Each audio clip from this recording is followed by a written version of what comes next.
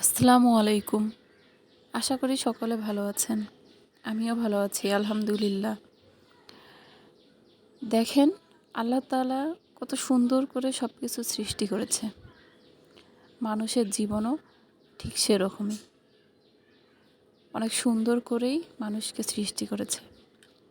কিন্তু মানুষের জীবনে কিছু কিছু পরিস্থিতির কারণে তাকে অনেক কঠিন সময় পার করতে হয়।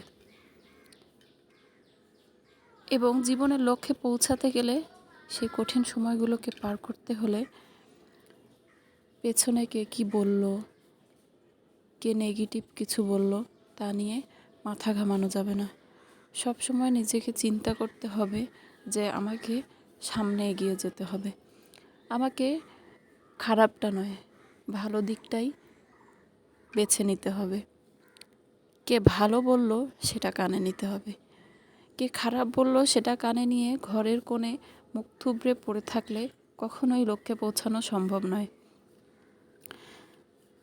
আমরা আসলে সবসময় নেগেটিভটাই বেশি ধরি।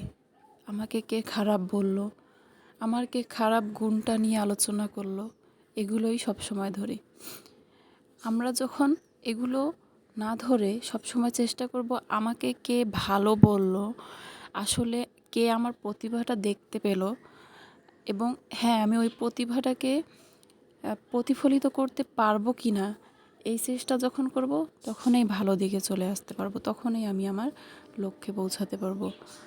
এবং জীবনে লক্ষ্যে পৌঁছাতে না পারলে কারো কাছে কোনো মূল্য নেই।